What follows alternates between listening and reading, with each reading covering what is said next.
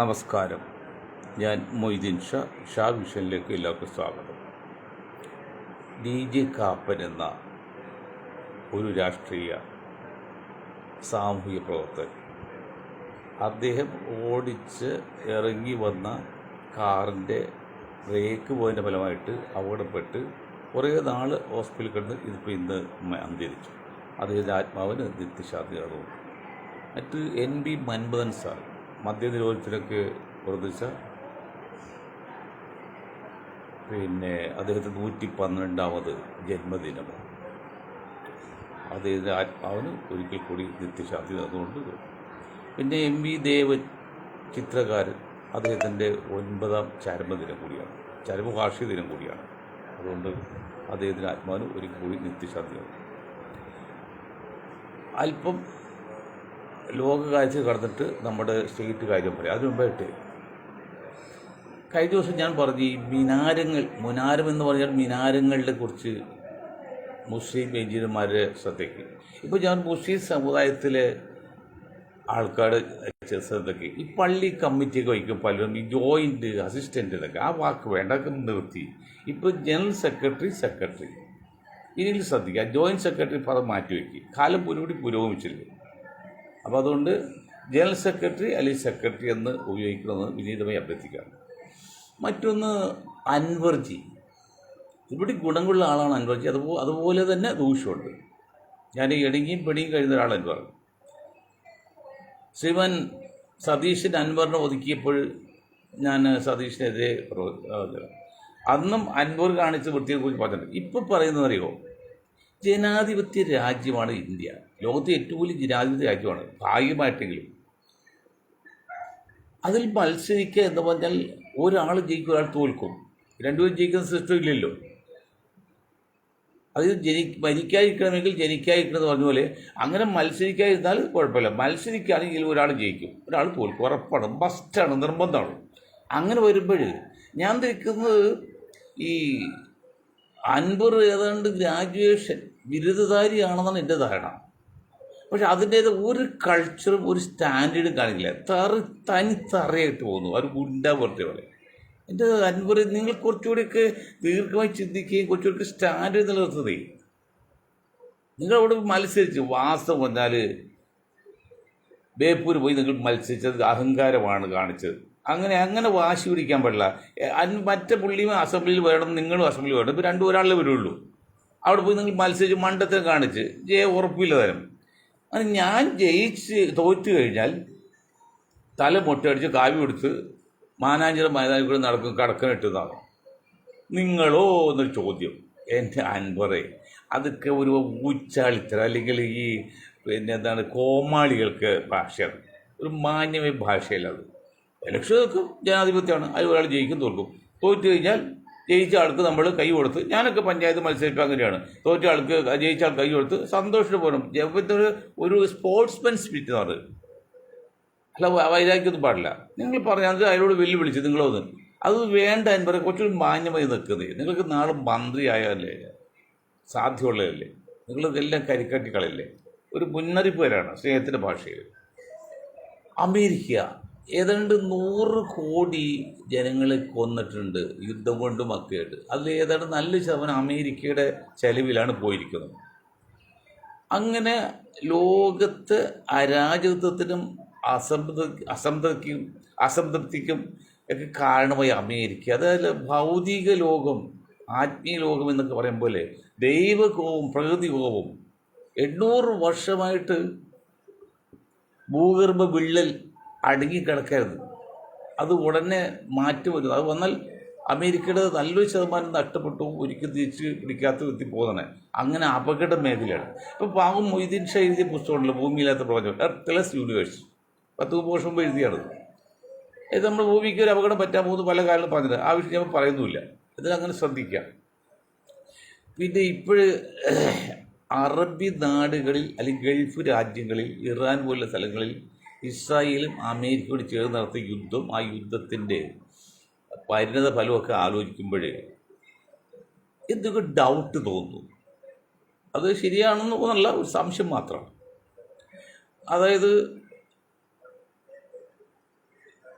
Gulf മേഖലയെ Iran വിരുദ്ധരെന്നും Iran അനുകൂലെന്നും രണ്ടാക്കി തിരിച്ചിട്ട് പരസ്പരം അടുപ്പിക്കുക അതിൽ യുദ്ധം ചെയ്ത് നശിപ്പിക്കുക. അതിന് ഇസ്രായേലും അമേരിക്കയും സഹായം ചെയ്യുക. അതിന് ഗൾഫും നശിക്കും, ഇറാനും നശിക്കും. പിന്നെ ചോദ്യം ചെയ്യാൻ ആരുമില്ല. പിന്നെ ഇസ്രായേലിലും അമേരിക്കയും ചോദ്യം ചെയ്യാൻ ആരുമില്ല. ഇപ്പം ഇസ്രായേലിലും അമേരിക്കയും ചോദ്യം ചെയ്യാൻ ഇറാൻ നിൽക്കുകയാണ് ശക്തമായിട്ട്. അതുപോലെ ദുബായ് ഇസ്രായേലിൻ്റെ സഖ്യമുണ്ടെങ്കിൽ ഓപ്പൊക്കെ രാജിവെച്ച് മറ്റ് അറബി രാജ്യങ്ങൾ സംഘടനയിൽ നിന്നും രാജിവെച്ച് അവർക്ക് സ്വതന്ത്രമായി ചിന്തിക്കുകയാണ്. അവർക്കൊക്കെ അമേരിക്കയുടെയും ഇസ്രായേലിൻ്റെയും കെയർ ഓഫിലില്ലാതെ, ഞാൻ കേരളത്തിലെ കോൺഗ്രസ് നേതാക്കളെ കുറിച്ച് പറയുമ്പോൾ മുസ്ലിം നേതാക്കളെ കുറിച്ച് പറയുകയാണ്, നിങ്ങൾക്ക് നായരുടെയും ക്രിസ്ത്യാനികളെയും കെയർ ഓഫ് അല്ലാതെ സ്വന്തം നിൽക്കാൻ പറ്റില്ല. അത് ഞാൻ വിഷയം കണക്കാം. അപ്പോൾ അങ്ങനെയൊക്കെ പിളർത്തി ശക്തമായ ഒരു നശീകരണ വാസന അതിൻ്റെ പുറകില്ലേ എന്ന് ചിന്തിക്കുകയാണ്. അതായത് ഇസ്രായേലും മോശമല്ല, അവർ മൊസാദ്, അവർ എവിടെ എത്തിക്കാതെ അവർ ചെയ്യുന്നത്. ഇപ്പോൾ പല കാര്യങ്ങളും തോറ്റുപോയെങ്കിലും അവർ കുത്തിത്തിരിപ്പുണ്ടാക്കി ഇസ്രായേൽ ഒരുപക്ഷെ ഇന്നത്തെ ഇറാന് അവർ നിയന്ത്രിച്ചാൽ നടക്കുന്നെങ്കിലും ആയുധമൊക്കെ കൊടുത്ത് അവരുടെ ആൾക്കാരാണ് അവർ ഇതിൽ നടത്തുമെങ്കിൽ ആ കെയർ ഓഫിൽ പരസ്പരം ഗൾഫ് രാജ്യം ആക്രമിക്കുക, സൗദി അറേബ്യ ഉൾപ്പെടെ ആക്രമിക്കുക, അത് തിരിച്ചാക്രമിക്കുക, അവസാനം ഒന്നുമില്ലാത്ത അവസ്ഥയൊക്കെ. അതൊക്കെ അപകട സൂചന കാണുന്നുണ്ട്. നിങ്ങൾ ആലോചിച്ചോ, ഞാൻ ഇത്ര പറയുന്നുള്ളൂ, കൂടുതൽ പറയാൻ പറ്റിയ കാര്യമില്ല, കാരണം അങ്ങനെ അത്ര ഗുരുതരമായ കാര്യമാണ്. വീണ്ടും കേരളത്തിലേക്ക് വന്ന് കേരള രാഷ്ട്രത്തിൽ വന്നാൽ പറയാതിരിക്കാൻ വയ്യ. അയ്യങ്കാളി എന്ന മഹാത്മാ അയ്യങ്കാളി അവസാനം പേരിട്ട് മഹാത്മാ അയ്യങ്കാളി അധസ്ഥർക്ക് വേണ്ടി ദളിതർക്ക് വേണ്ടിയൊക്കെ പ്രവർത്തിച്ചു. അവസരം വയസ്സായി ഇപ്പോൾ പട്ടിണി കിടന്നാണ് മരിച്ചത് പറഞ്ഞിട്ട്. ഇതിനും പാടത്ത് പണിയെടുക്കാൻ പോകുന്ന സ്ത്രീകളാണ് കഞ്ഞി എന്തെങ്കിലും കൊടുത്ത് സമുദായം നോക്കിയില്ല എന്നാണ്. അപ്പം ഞാനിപ്പോൾ ഈ അടുത്ത കാലത്തായിട്ട് മുസ്ലിം സംഭാഷണ മുസ്ലിം സമുദായത്തെ പേടി വരുന്നുണ്ട്. അത് മുസ്ലിങ്ങൾ വർഗീയവാദിയായിട്ടല്ല, അത് നീതിക്ക് വേണ്ടി പ്രവർത്തിക്കുമ്പോൾ എല്ലാവർക്കും നീതി ലഭിക്കും. അപ്പോൾ ഒരു വിഭാഗം നീതി ലഭിക്കുന്നില്ലെങ്കിൽ അത് ചൂണ്ടിക്കാണിക്കേണ്ട കാര്യമുള്ളതുകൊണ്ടാണ് അത് വരുന്നത്. എന്ന് വെച്ചൊരു ആപത്ത് വന്നാൽ അവരിൽ നിന്നൊരു സഹായം നമ്മൾ പ്രതീക്ഷിക്കുന്നില്ല. ചരിത്രം അതാണ്. അപ്പോൾ എനിക്കും അതപ്പോൾ ചരിത്രം വഴി മാറില്ലല്ലോ. ഏതായാലും ഇപ്പം പറഞ്ഞില്ലേ, 3 നായർ, പിന്നെ വേണുജി, സതീശൻജി, പിന്നെ രമേഷ് ജി, ഈ 3 പേർക്കും ഏതോ വലിയ സ്ഥാനമാനം കൊടുക്കാൻ തീരുമാനിച്ചത് AICC. നിങ്ങൾ ഒരു കാര്യം മനസ്സിലാക്കണം, AICC നയിക്കുന്ന നേതാക്കളുടെ പാരമ്പര്യമാരുടെ സാമുദായിക പശ്ചാത്തലം പിടിക്കണം. ഇപ്പം രാഹുൽ ഗാന്ധി അല്ലെങ്കിൽ സോണിയാഗാന്ധിയോടെ പ്രിയങ്ക രാഹുലാണ് മെയിനാണ് നിൽക്കുന്നത്. രാഹുലിൻ്റെ എന്താണ് സാമുദായിക പശ്ചാത്തലം? ഒരു വശം വെച്ചാൽ 10,000 പേര് പോലും ഇല്ലാത്ത പിന്നെ പാർസി മതം. ഇന്ത്യയിൽ 10,000 പേര് പോലും ഇല്ല പാർസികൾ. അതാണ് ഒരു പാരമ്പര്യം. കാരണം അയാൾ അച്ഛൻ അങ്ങനെയാണല്ലോ. അല്ലെങ്കിൽ അമ്മയുടെ വെച്ച് 2% ക്രിസ്ത്യൻ പാരമ്പര്യം. ഇനി ഒരു ബോണസ് എന്ന നിലയിൽ നമുക്ക് 2% ബ്രാഹ്മണിക്കലിൽ അപ്പോഴും 4.1% പോലും ഉള്ള ബാധ്യതയില്ല. അതിൽ നിന്ന് ഒരു നേതാവിനെ മുന്നിൽ കാണിച്ചാൽ എങ്ങനെയാണോ ഇന്ത്യയിൽ ഈ 100% ഉള്ള ഇന്ത്യയിൽ എങ്ങനെ ഒരു നേതൃത്വം കൈപ്പിടിക്കാൻ പറ്റുന്നത്? ജാതി മാത്രമല്ല, ഉപജാതി നോക്കുന്ന കാലമാണ് ലോകത്ത്, അല്ലെങ്കിൽ ഇന്ത്യയിൽ, കേരളത്തിൽ പോലും. കേരളത്തിൽ ഏറ്റവും വലിയ പിന്നെ വിപ്ലവ ചിന്താഗതിക്കാർ വന്ന് communist party of India, CPM ആണ്. നെക്സ്റ്റ് വേറത്.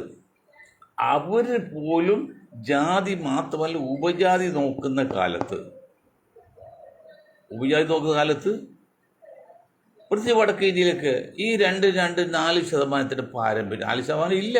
അതുപോലെ അമ്മ ക്രിസ്ത്യാനിയാണ്, അച്ഛൻ പാർസിയാണ്. അപ്പോൾ പിന്നെ അവിടെ ബ്രാഹ്മിൻസ് ഉദിക്കുന്നില്ല. ഇനി അത് വേണ്ടി ബോണസ് കൊടുത്ത് 4% പാരമ്പര്യമുള്ള രാഹുൽ ഗാന്ധിയെ കൊണ്ട് എങ്ങനെയാണ് ഇന്ത്യൻ രാഷ്ട്രീയം പിടിക്കാൻ പറ്റുന്നത്? എന്ത് കപ്പാസിറ്റിയാണ് ഈ മഹാരാജ്യം, 100% ജനങ്ങളുള്ള ഈ മഹാരാജ്യത്തിൻ്റെ ജാതി മത ഉപജാതിയും 6000 ജാതിയൊക്കെ തിരിച്ചിരിക്കുക ഇന്ത്യയിൽ ഈ 2% ക്രിസ്ത്യൻ പാരമ്പര്യമുള്ള രാഹുൽ ഗാന്ധിയൊക്കെ എങ്ങനെ പിടിച്ചെടുക്കാൻ പറ്റും? ചോദ്യം അതാണ്. അത് കേരളത്തിൽ എന്തുകൊണ്ടാണ് കോൺഗ്രസ് തോറ്റതെന്ന് പറഞ്ഞാൽ അതിപ്പോഴും പറയുന്നില്ല. ഏതായാലും 3-1 വരുന്ന മുസ്ലിം സമുദായം. അതിൽ അറബിക് സർവകലാശാല തുടങ്ങിയില്ലത് മാത്രമല്ല അതിന് പേര് കളിയാക്കിയപ്പോൾ അതിൽ പ്രതിഷേധിച്ചുകൊണ്ട് മൗനമായിട്ട് 2-3% മുസ്ലിങ്ങൾ വലതുവശത്തേക്ക് നോക്കി, ഇടതുവശത്തേക്ക് നോക്കി.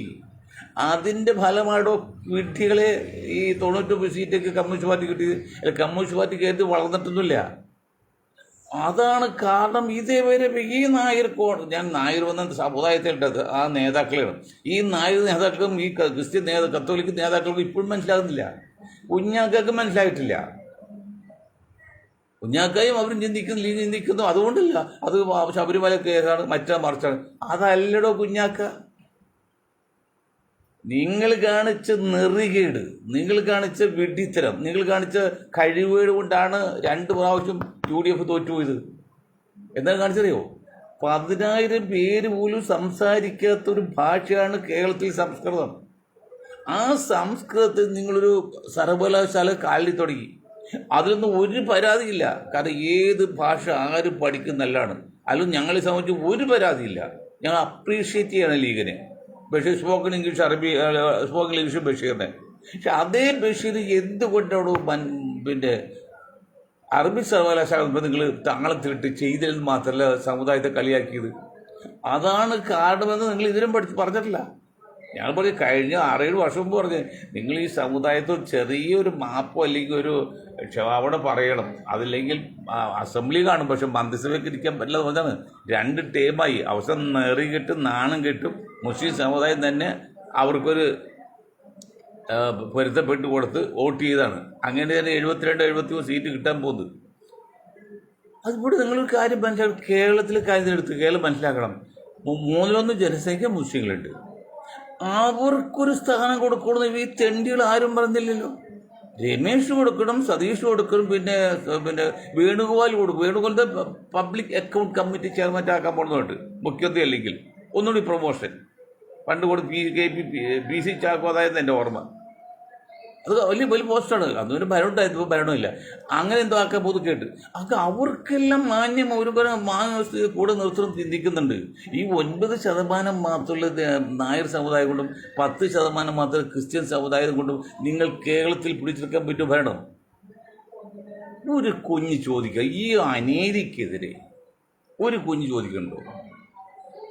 3 ജനസംഖ്യയുള്ള മുസ്ലിം സമുദായത്തിൽ 5ാമത്തെ മന്ത്രി ലീഗിന് ചോദിച്ചപ്പോൾ അതിൻ്റെ പേരിൽ കാട്ടിക്കൂട്ടിയ വിക്രികളും വൃത്തികേടുകളും തന്തയില്ലായ്മയും.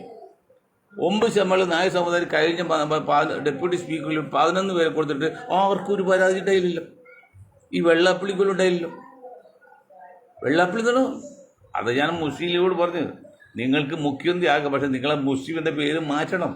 ജാതി പേര് വന്നിട്ടാണ് ആൾക്കാർക്ക് ബുദ്ധിമുട്ട്. അത് സത്യമാണത്. അതൊരു മാറ്റമില്ല.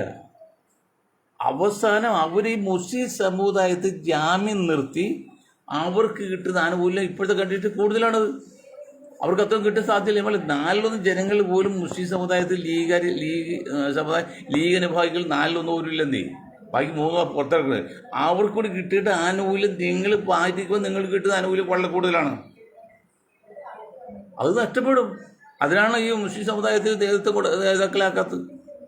കാരണം നിങ്ങളൊരു കാര്യം പറഞ്ഞില്ല, മുസ്ലിം ജനസംഖ്യ, ഞാൻ ഈ സതീശോടൊക്കെ വിഡ്ഢിയായ സതീശോടൊക്കെ പറയാണ്, പരസ്യമായിട്ട് പറയാണ്, 4/1 ജനസംഖ്യയുടെ കപ്പാസിറ്റി ലീഗിന് 4-5 മന്ത്രിസ്ഥാനം കൊടുക്കുമ്പോഴേ 4-3 ഭാഗം ഇപ്പോഴത്തെ നിങ്ങൾ കൊടുത്ത് ഒരു മന്ത്രിസ്ഥാനത്തിലോ തന്തയില്ല MLA. ഇത് നെറികെട്ടതല്ലത്. നിങ്ങൾ ലീഗിന് കൊടുത്ത് അവരുടെ കപ്പാസിറ്റി കൊടുക്കും. ഞാൻ പറഞ്ഞു ലീഗിൻ്റെ കപ്പാസിറ്റിയെ പറ്റി കഴിഞ്ഞ 2 ഇലക്ഷനിലും പാലക്കാട് മുതൽ കാസർഗോഡ് വരെ 65 മണ്ഡലത്തിൽ ഈ മഹത്തായ കോൺഗ്രസ് മത്സരിച്ചിട്ട് 5 പേരാണ് ജയിച്ചിരിക്കുന്നത്. ആ മേഖല 100ഓളം പേർ മത്സരിച്ച് കിട്ടിയത് 21 സീറ്റാണ്.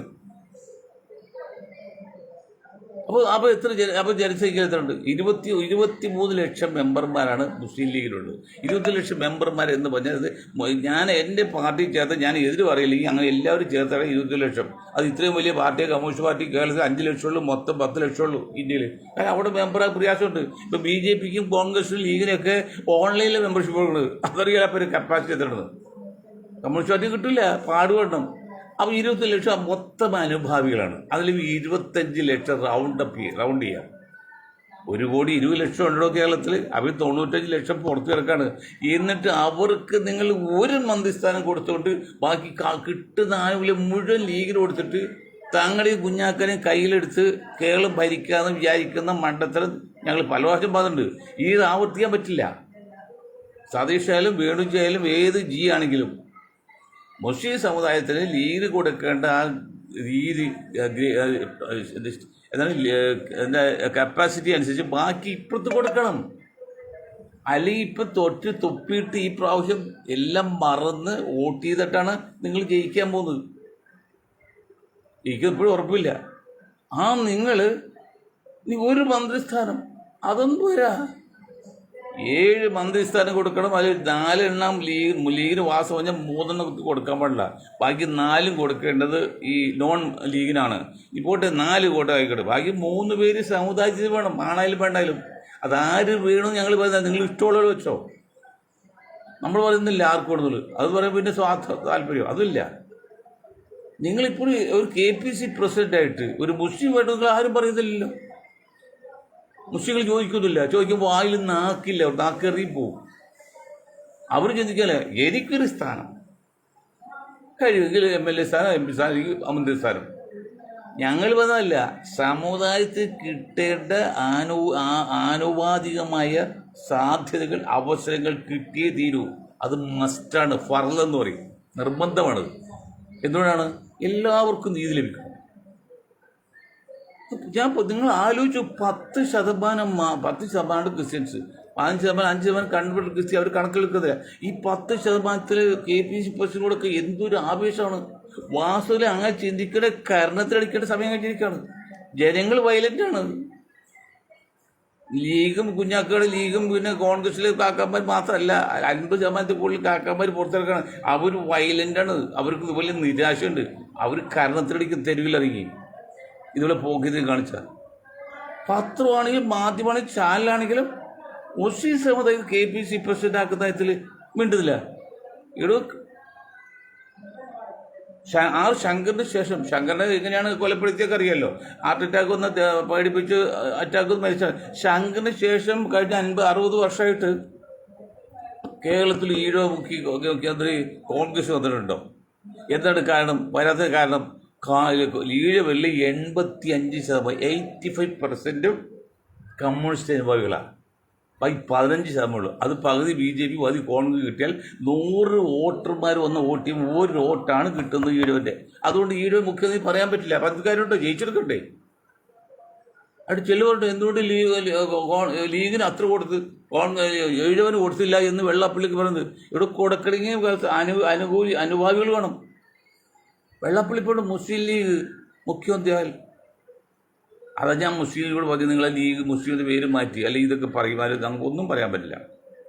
അതുപോലെ KPC പ്രസിഡന്റ് ഇനി ദേശീയ എടുത്താൽ 2% മാത്രമുള്ള ക്രിസ്ത്യൻ സമുദായത്തിലെ ക്രിസ്ത്യാനിയെ രാഹുൽ ഗാന്ധി പ്രിയങ്ങൾക്കും വധേയർക്കൊക്കെ വാരിക്കോരി സ്ഥാനങ്ങൾ കൊടുത്തിട്ട് 20% ഈ സമുദായത്തിൽ നിങ്ങൾ എന്ത് കൊടുത്തിട്ടുണ്ട്? ഞങ്ങൾ ഇന്നും പറയുന്നു ശക്തമായിട്ട്, ഈ 20% പിന്തുണ കോൺഗ്രസ് കൊടുത്ത നേരമുണ്ട്. അത് പകുതി പിന്തുണ, പകുതി വോട്ട് BJP കൊടുത്തെങ്കിൽ ഇന്ന് ഉപപ്രധാനമന്ത്രി ഉണ്ടായേനെ. ഉപപ്രധാനമന്ത്രി ഉണ്ടായില്ലെന്ന് മുസ്ലിം സമുദായത്തിൽ നിന്ന്. അവർക്കുള്ള ഭയം എന്താണെന്നറിയോ? 20% മുസ്ലിങ്ങൾ ദളിതിൻ്റെ ഈ പിന്നോക്കിൻ്റെ കൂടിയ പിന്നെ അവരെ തോൽപ്പിക്കാൻ ഈ 2% ബ്രാഹ്മിൻസോ അല്ലെങ്കിൽ മൊത്തം 10% മുന്നോക്ക് ജാതിക്ക് പറ്റില്ല. അതവർക്ക് ഭയപ്പാടാണ്. ശരിയാണത്. അപ്പോൾ നിങ്ങളെന്താ ചെയ്യേണ്ടത്? നിങ്ങൾ ഇനി മുസ്ലിം സമുദായം പറയാണ്, ഞങ്ങൾ നിങ്ങൾക്കെതിരെ നിൽക്കുന്നില്ല, ഞങ്ങൾ 20% ജനസംഖ്യയുണ്ട്, അതിന് ആനുപാതികമായിട്ട് എല്ലാ സ്ഥാനങ്ങളും വേണമെന്ന് അവർ 2 കയ്യിൽ തരും. കാരണം അവർ സുരക്ഷയപ്പോൾ ഈ കപ്പാസിറ്റി ഇല്ലാത്ത പിന്നോക്കരെയും കപ്പാസിറ്റി ഇല്ലാത്ത 10 വയസ്സില്ലാത്ത ദളിതിനെ കൂടെ ഈ മുസ്ലിങ്ങൾ ചേരുമ്പോഴേ അവർക്ക് വില ഉണ്ടാവുള്ളൂ. പിന്നോക്ക ഹിന്ദുക്കളുടെയും ദളിതുകളുടെയും കൂടെ ഈ 20% വരുന്ന മുസ്ലിം സമുദായത്തിൻ്റെ സപ്പോർട്ട് ചെല്ലുമ്പോൾ മാത്രമേ ആ പിന്നോക്ക സമുദായ ശക്തി ഉണ്ടാവുള്ളൂ. അത് വന്നാൽ അവർക്ക് ബുദ്ധിമുട്ടാണ്. അതാണ് ഭിന്നിപ്പിച്ച് കളയുന്നത്. ഇത് കഷായം കുടിക്കുമ്പോൾ ചില മേൻപൊടിക്ക് മരുന്ന് ചേർക്കില്ലേ, അത് കൂടെ ചേർക്കാൻ പറ്റില്ല. അതുപോലെ അങ്ങനെ മേൻപൊടിയാണ് മുസ്ലിം സമുദായം ഇന്ത്യയിൽ. അവർ ആ മേൻപൊടി ഇല്ലെങ്കിൽ ആ കഷായം ഗുണമില്ല. അതുകൊണ്ടാണ് RSS ഈ ബ്രാഹ്മിൻസ് നയിക്കുന്ന RSSന്റെ ഭയം അതാണ്. RSS അല്ല ഭയം, ബ്രാഹ്മിൻസ് ഫാസിസ്റ്റുകൾക്ക്. അതാണ് മുസ്ലിങ്ങൾ എതിർക്കുന്നത്. മറിച്ച് ഒരു ധാരണ എത്തി പകുതി മുസ്ലിം വോട്ടുകൾ നിങ്ങൾ RSSന് കൊടുക്കുകയോ അല്ലെങ്കിൽ ബ്രാഹ്മിൻ ലോബിക്ക് കൊടുക്കുകയോ ചെയ്താൽ നിങ്ങൾ ഉപപ്രധാനമന്ത്രിയാക്കും. ഉപപ്രധാനമന്ത്രി deputy prime minister of India ആക്കും.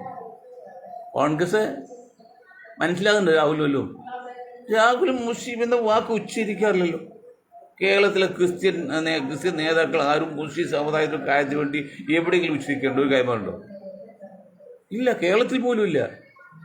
RSS എതിരെ പോലും പറയണ്ടോ? ഇല്ല. എന്നാൽ അവർ എതിരാക്കണത്, അവർ 10 വോട്ട് കിട്ടിയത് അവർക്കെല്ലാം സ്ഥാനമാനങ്ങളാണ്. ആ സ്ഥാനമാനങ്ങൾ ഉറപ്പിക്കണമെങ്കിൽ മുസ്ലിം സമുദായം കംപ്ലീറ്റ് ഉണ്ട് എന്ന് പറയുന്ന ലീഗിൻ്റെ സപ്പോർട്ട് വേണം. ആ സപ്പോർട്ട് കൊണ്ടാണ് ഇവർ ഇത്രയും കാലം ഭരിച്ചത്, ഇപ്പോൾ ഭരിക്കാൻ പോകുന്നു. ഇനി ആ സപ്പോർട്ട് വേണ്ട. ഞങ്ങൾക്ക് കുഞ്ഞാക്കളും തങ്ങളോട് യാതൊരു കൊല പരാതിയില്ല. ഞങ്ങൾക്ക് അവരെ കുറിച്ച് ഒരേ ഒരു പരാതിയുള്ളൂ. എന്താണ്? ആ മുസ്ലിം എന്ന ജാതി പേര് മാറ്റിയ കൊള്ളതായിട്ടുണ്ട്, വേറെ ഒരു പരാതിയില്ല. പക്ഷേ കാര്യങ്ങളെയും മനസ്സിലാക്കണം, വസ്തുക്കൾ മനസ്സിലാക്കണം.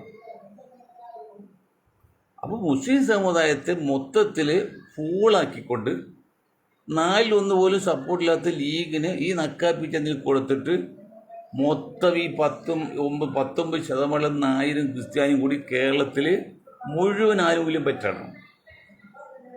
ഇനി അത് വേണ്ട. നിങ്ങൾ പറ്റിക്കോ. ജനസംഖ്യക്ക് ആനുപാതികമായി ആഡിക്വേറ്റ് റെപ്രസെൻറ്റേഷൻ പറയും, ആനുപാതികമായിട്ട് സ്ഥാനമാനങ്ങൾ പങ്കിടണം. അത് തന്നെ നമ്മൾ വേറെ ഒന്നും പറയുന്നില്ല. ജനസംഖ്യക്ക് ആനുപാതികമായി സ്ഥാനമാനങ്ങൾ പങ്കിടണം. അത് പാർട്ടിയിലാണെങ്കിലും തെരഞ്ഞെടുപ്പിലും തൊഴിലാളിയിലും പഠനത്തിലായാലും. അത് മാത്രം ഞങ്ങൾ വേറെ ഒന്നും പറയുന്നില്ല. മുസ്ലിം കൂടുതൽ കൊടുക്കാനൊന്നും പറയുന്നില്ല. ദളിതിന് ജനസംഖ്യാനുപാതി കിട്ടുന്നത് ഇലക്ഷന് നിയമമുള്ള സംവരണം ഉള്ളതുകൊണ്ട് കിട്ടുന്നുണ്ട്, അല്ലെങ്കിൽ അവർ കിട്ടൂല. അത് ഞാൻ പറഞ്ഞിട്ടുണ്ട്. അത് പറയുന്നില്ല. ഇപ്പോൾ നാളെ ഒരു വിഷകല പറയുകയാണ്, കേരളത്തിൽ മുഖ്യമന്ത്രി ജാതി നോക്കിയല്ല, അവർ ഗ്രേഡും കപ്പാസിറ്റിയും നോക്കിയാണ്. അതിന് മുസ്ലിം വരുമ്പോൾ ഗ്രേഡും കപ്പാസിറ്റി ഇല്ല, നായരും മാപ്പിളയും വരുമ്പോൾ ഗ്രേഡും കപ്പാസിറ്റി ആകുന്നത്. അതെന്ത് കപ്പാസിറ്റി? അതെന്ത് ഗ്രേഡാണത്? പണ്ട് കണ്ണ് കുഴിയ അമ്മ അപ്പം ചൂട്ട്, അപ്പം ചെറുതായി പോയി. അപ്പോൾ അമ്മ പറഞ്ഞു, അതെനിക്ക് കണ്ണ് കാണാൻ പാടില്ല. ഒരു കണ്ണ് കാണാൻ പാടില്ല, അത് കുറച്ച് വലുതാക്കാൻ പാടില്ലേ? അപ്പോൾ ജാതിയും മതവും ഇല്ല എന്ന് പറഞ്ഞാൽ കമ്മ്യൂണിസ്റ്റ് പാർട്ടിക്ക് 9 പേരും നായന്മാർക്ക് കൊടുത്തപ്പോൾ അവർ അറിഞ്ഞില്ല ഞങ്ങൾക്ക് ജാതിയിലും മതവും ഇല്ല. എന്നിട്ട് നിങ്ങൾ സ്ഥാനാർത്ഥി നിർത്തുമ്പോൾ നിങ്ങൾ ജാതി മാത്രം ഉപജാതി നോക്കുന്നില്ലേ? ഈ കാലത്തെടുക്ക് ആലുവയിൽ പോകണം, നിങ്ങൾ ഒരു മുസ്ലിമിനെ നിർത്തിയിട്ടോ? ആലപ്പുഴ കിടന്ന ആരിഫിനെ കൂടെ നിർത്തി. നിങ്ങൾക്കൊരു ആളില്ല അവിടെ. എന്നാൽ പിന്നെ ഹിന്ദുവിനെ നിർത്തിയെടുത്ത് നോക്കട്ടെ, അല്ലെങ്കിൽ ക്രിസ്ത്യാനി നിർത്തണം. അപ്പോൾ നിങ്ങൾ ജാതിയും മാത്രം ഉപജാതി നോക്കുകയാണ് നിങ്ങൾ കമ്മ്യൂണിസ്റ്റ് പോലും. പിന്നെ ലീഗിൻ്റെയും കോൺഗ്രസ് കാര്യം പറയണ്ടല്ലോ. എന്നിട്ട് പറയാണ് ആ മുസ്ലിം മുഖ്യമന്ത്രിയാകാൻ പറ്റില്ല, അവർ ഗ്രേഡും ഇല്ല, പിന്നെ അവർ ക്വാളിറ്റി ഇല്ല, സംസ്കാരവും ഇല്ല. ഇന്നത്തെ സംസ്കാരം പേര് പറഞ്ഞു കൊടുക്കി, മുസ്ലിങ്ങൾ സംസ്കാരം ഇല്ലെന്നൊക്കെ. ആവശ്യത്തിൽ കവിഞ്ഞ പറഞ്ഞാൽ കാരണത്തിൽ അടികൊള്ള പണിയാണ് കേട്ടോ. അത് ജയിക്കരുത്. മനുഷ്യനും വയലൻ്റ് ആയാലേ ഒന്നും പറയാൻ പറ്റില്ല. അതാണ് സംഗതി. അപ്പം അതുകൊണ്ട് സമുദായത്തിനും എല്ലാവർക്കും ജനസംഖ്യക്ക് ആനുപാതികമായിട്ടുള്ള സ്ഥാനമാനങ്ങൾ കൊടുത്താൽ മതി, വേറെ ഒന്നും ചെയ്യണ്ട. അത് നീതിയാണ്, അതാണ് സാമൂഹിക സോഷ്യൽ ജസ്റ്റിസ്. അതാണ് അത് ശ്രദ്ധിക്കുന്നത്. എന്താണ് കാര്യങ്ങൾ മനസ്സിലാക്കാത്തത്? ഇപ്പോഴും ഈ 3-1 ജനസംഖ്യയുള്ള ഒരു വിഭാഗത്തിന് APCC പ്രസിഡന്റ് സ്ഥാനം, യൂത്ത് കോൺഗ്രസ് പ്രസിഡന്റ് സ്ഥാനം, KSU പ്രസിഡന്റ് സ്ഥാനം, AICയുടെ പ്രസിഡന്റ് സ്ഥാനം, ഓൾ ഇന്ത്യ സ്റ്റുഡൻസ് യൂണിയൻ്റെ പ്രസിഡന്റ് സ്ഥാനം, ഓൾ ഇന്ത്യ മഹിളകളുടെ ഏതെങ്കിലും ഒന്ന് കൊടുക്കേണ്ടിടവും. ആകെ കൊണ്ടുവന്ന് കേരള മഹിളാ സമാജത്തിൻ്റെ ഒരു പ്രസിഡൻ്റായിട്ട് ആലുവക്കാരി പെണ്ണ് വെച്ചിട്ടുണ്ട്. അവർ രാജ്യസഭയിൽ പോയപ്പോഴും അതെല്ലാം ഒരു തന്നെ, ഒരാൾ തന്നെ. അതെന്താണ് അത്? അങ്ങനെ വേണ്ട. അത് ചൂഷണം എന്ന് പറയുന്നത്. ആ ചൂഷണം ചെയ്യാൻ ഇനി ഈ സമുദായം സമ്മതിക്കില്ല. ഈ സമുദായം മാത്രമല്ല, സമുദായത്തിലൂടെ മറ്റെല്ലാ സാമൂഹ്യ ബോധമുള്ള മാനുഷിക പരിഗണന എല്ലാ സമുദായം കൂടെയുണ്ട്. ഇനിയിപ്പോൾ നാളെ സതീഷാണ് മുഖ്യമന്ത്രി നമ്മൾ അംഗീകരിക്കും, മറ്റൊന്നുമില്ല. ആകുന്നവർ നമ്മൾ ചില അഭിപ്രായങ്ങൾ പറയും. ആയിക്കഴിഞ്ഞാൽ പിന്നെ നമുക്ക് ആരുടെ പ്രശ്നമൊന്നുമില്ല. മുഖ്യമന്ത്രി CM അത് തന്നെ, അത് നമ്മൾ എല്ലാ ബഹുമാനം ആദരവ് കൊടുക്കും. നിങ്ങൾ മോഡിജിക്ക് കൊടുക്കുന്നത് പോലെ അവിടെ ഈ ഒരു പാർഷ്വാലിറ്റി ഉണ്ടാവില്ല. രാഷ്ട്രീയമാണ് നിങ്ങൾ നിൽക്കുകയാണെങ്കിൽ കോൺഗ്രസ് രാഷ്ട്രീയം വളർത്തണമെങ്കിൽ കേരളത്തിൽ ഒരു മുഖ്യമന്ത്രി മുസ്ലിം മുഖ്യമന്ത്രി കൊടുക്കുക, അല്ലെങ്കിൽ KPC പ്രസിഡന്റ് മുഖ്യമന്ത്രി കൊടുക്കുക. അപ്പോൾ ദേശീയ ലെവലാണെങ്കിൽ BJP വിഷയം എല്ലാവരും ചേർത്ത് ഒരു പ്രസ്ഥാനം ഉണ്ടാക്കുക. ഇത്രയും കാര്യം ഉണ്ടെങ്കിലും മുന്നോട്ട് പോകുള്ളൂ എന്ന് പറഞ്ഞുകൊണ്ട് ഞാൻ എൻ്റെ വാക്കുകൾ നിർത്താൻ. നിങ്ങൾക്ക് ഒരായിരം നന്ദി. ജയ് ഹിന്ദ്.